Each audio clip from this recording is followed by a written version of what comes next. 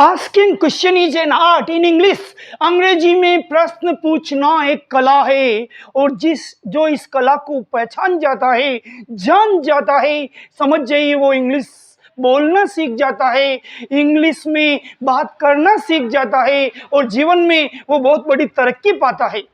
आज हम आपको प्रश्न पूछना इंग्लिश में सिखाएंगे कि इंग्लिश में प्रश्न कैसे करते हैं। अगर आपके परिवार में छोटा बच्चा है, छोटे क्वेश्चन तैयार है, बड़ा बच्चा है, बड़े क्वेश्चन तैयार है, और अगर आप भी सीखना चाहते हो, पहले आप 2 बच्चे के पापा हो, 4 बच्चे की माँ हो, कोई दिक्कत नहीं है। There is no difficulty to learn English, to speak English. Spoken English is very easy.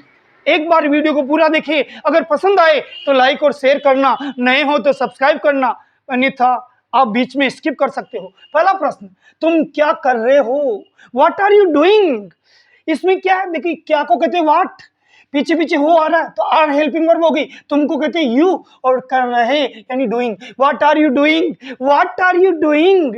अगला प्रश्न, तुम इस समय क्या कर रहे हो? इसी प्रश्न को बड़ा किया। मैंने कहा ना, छोटा बच्चा हो तो छोटा क्वेश्चन, बड़ा बच्चा है तो बड़ा क्वेश्चन। तुम इस समय क्या कर रहे हो? एक्स्ट्रा वर्ड जोड़ा मैंने, इस समय। तो जो ऊपर का वाक्य है वो तो आएगा, इस समय को कहते हैं एट दिस टाइम। तो क्या बनेगा वाक्य? What are you doing at this time? What are you doing at this time? तुम इस समय क्या कर रहे हो? अगला प्रश्न, तुम वहां क्या कर रहे थे? देखो यहाँ शुरू के 2 वाक्य हो वाले हैं, इसमें थे, पास्ट टेंस की बात है तो यहाँ वर आएगा। वर का मतलब दुल्हन का पति नहीं, आपका पति नहीं, लड़की का पति नहीं, वर का मतलब पास्ट टेंस की बात। तुम वहां क्या कर रहे थे? What were you doing there? What were you doing there? वहाँ जैसे हो सकता बाजार में, हो सकता मेले में, हो सकता कमरे में, हो सकता खाने में, वहाँ क्या कर रहे थे? हर लेडीज की ये आदत होती, तुम वहाँ क्या कर रहे थे? एक दिन मेरे को मेरी बीवी ने पूछा, तुम मंदिर में हो तो घंटी बजा के दिखाओ। अरे यार, इतना विश्वास नहीं है, तुम वहाँ क्या कर रहे थे? तो उसने मुझे क्वेश्चन किया, what were you doing there? आप वहाँ क्या कर रहे थे? अगला प्रश्न, तुम बाजार में क्या कर रहे थे? What were you doing in the market? What were you doing in the market? अगला प्रश्न, तुम कमरे में क्या कर रहे थे? बड़ा राज वाला प्रश्न भाई। What were you doing in the room? What were you doing in the room? अगला प्रश्न, तुम रसोई में क्या कर रहे थे? मिठाई खा रहा था चुपके से। What were you doing in the kitchen? What were you doing in the kitchen? Kitchen में जो किचकिच होती है वो नहीं करनी, चुपके से कुछ खा सकते हो, जहाँ किचकिच होती है उसे किचन कहते। नहीं भैया नहीं, यहाँ प्रश्न सिखा रहे, हम इंग्लिश बोलना सिखा रहे। तुम रसोई में क्या कर रहे थे? What were you doing in the kitchen. अगला, तुम मेले में क्या कर रहे थे? हमारे गाँव में बहुत अच्छा मेला लगता है, इसलिए मेले का वाक्य जरूर बनता है, what were you doing in the fair? What were you doing in the fair? हर वाक्य को 2 बार बोलना, और तीसरी बार बिना देखे दे बोलना, फिर 24 घंटे में किसी के सामने बोल देना। हमारा दावा है आप इंग्लिश सीख जाओगे। अगला, तुम बाथरूम में क्या कर रहे थे? थोड़ा सा गलत ना सोचना, तुम बाथरूम में क्या कर रहे थे? What were you doing in the bathroom? I was bathing in the bathroom. मैं बाथरूम में नहा रहा था।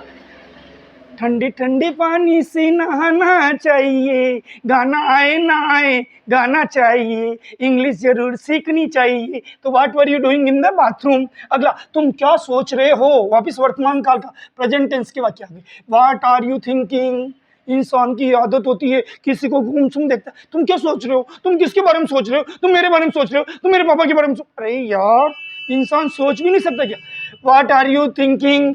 What are you thinking? तुम क्या सोच रहे हो? तुम अभी इसी वाक्य को बड़ा किया जा रहा है, छोटे वाक्य, छोटे बच्चे के लिए ये वाक्य व्हाट आर यू थिंकिंग। बड़ा बच्चा है तो वाक्य थोड़ा बड़ा हो गया है, उसकी लंबाई बढ़ गई है, जैसे बड़ा होने पर बच्चे की लंबाई बढ़ती है, यहाँ वाक्य की लंबाई बढ़ रही है। तुम मेरे बारे में क्या सोच रहे हो? What are you thinking about me? What are you thinking about me? What are you thinking about me? अगला, तुम दूसरों के बारे में क्या सोच रहे हो? What are you thinking about others? दूसरों कहते हैं others. What are you thinking about others?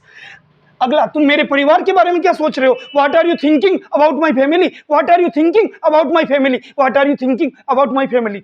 अगला वाक्य है, तुम मेरे भाई के बारे में क्या सोच रहे हो? What are you thinking? ये तो कॉमन बात है, मैं केवल रिपीट कर रहा हूँ, what are you thinking about my brother? What are you thinking about my brother? अगला, तुम मेरे पापा के बारे में क्या सोच रहे हो? सोच सकते भाई, पापा के बारे में, पापा रेस्पेक्टेड है। What are you thinking about my dad? About my daddy? About my papa? About my father? कुछ भी बोल सकते हो, English is a flexible language. What are you thinking about my dad? तुम मेरी मम्मी के बारे में क्या सोच रहे हो? ये बात थोड़ी गड़बड़ वाली है। What are you thinking about my mom? What are you thinking about my mom? अगला, तुम मेरी बहन के बारे में क्या सोच रहे हो? What are you thinking about my sister? What are you thinking about my sister? Negative नहीं सोचना चाहिए, ये वाक्य बनाना सिखा रहे। तुम मेरे दोस्त के बारे में क्या सोच रहे हो? What are you thinking about my friend? What are you thinking about my friend? Last sentence, तुम अपनी भविष्य के बारे में क्या सोच रहे हो? What are you thinking about your future? अगर इंग्लिश सीखना है तो हमारे वीडियो को पूरा देखना है, बीच में स्किप करना मना है, और नए हो तो इस पर सब्सक्राइब जरूर करना। हम बोलते बोलते थक गए, आप सुनते सुनते नहीं थकोगे। बहुत बहुत धन्यवाद।